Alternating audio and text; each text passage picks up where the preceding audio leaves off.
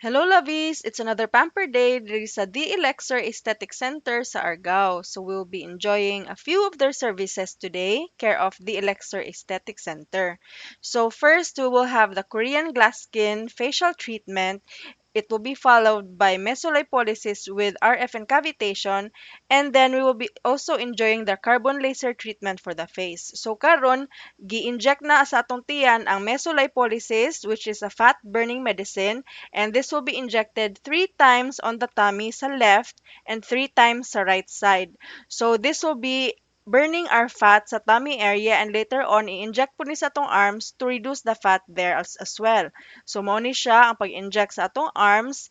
First side is 3 shots.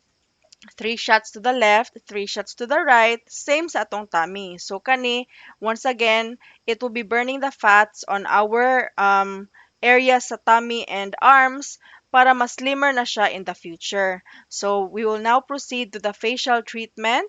So first part is the cleanser, the facial cleanser na wow si Giselle.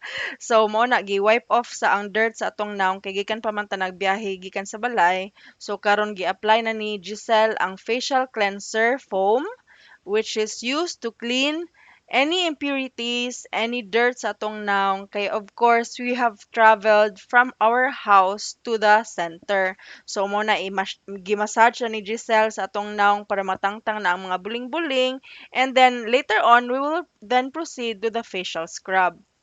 So very relaxing ni na facial treatment ang Korean glass skin facial treatment. It's a very long process but it is very relaxing because each step of the process is to make sure na malimpyo ug maayo inyong naong. So mauna ni siya ang facial scrub na gi-massage sa atong face para matangtang ang mga buling-buling. All right, sorry for that. That was my son. And then next is the pricking of our nose and other facial parts para matangtang ang mga stubborn whiteheads and blackheads sa atong naong. So mao na gipakita ni Giselle sa ako ang kadako sa whiteheads and blackheads na remove sa atong nose kay it's been a while na wala ko naka-visit. I think 3 weeks wala ko ka-visit nila. So mao na ron gipakita ang RF and cavitation process. After sa mesolipolysis required ang RF and cavitation to aid in the melting and burning of the fat sa atong tummy area and arm area. So then we will continue dayon sa suction machine. This is the suction process sa facial treatment. This is to of course remove mga stubborn na mga dirt stuck on our pores. So kani it will take a few minutes to remove all the dirt sa ato ang naong na natangtang pod ganina sa other parts of the facial treatment. So next is the retinol serum. Medyo na change ang scent sa bagong retinol serum nila na gigamit karon. So kana gi-massage po na siya.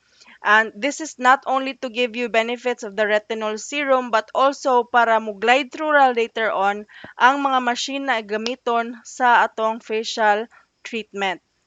So afterwards, mo proceed na dayon ta sa galvanic machine which is used to tone the face and flatten the pores. So that's the benefit sa mga machine na ilang ginagamit. Kani ang galvanic machine is siya used to flatten the pores. Next is the eye bag removal process. This is the machine that they are using.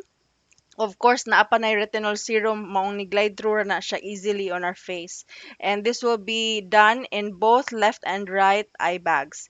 Next is the cold hammer or the ice head. This is used to close the pores because a while ago na ay hot steam nag-open sa pores nato sa atong naong.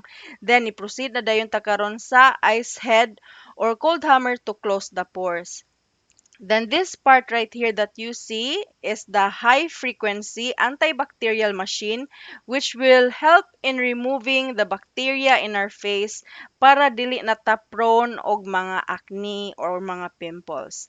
Next is the application of the carbon gel, and this will be used in the carbon laser treatment process later on that we'll be enjoying. And this is actually equivalent to the pico laser treatment that we have before, which is one of my favorites.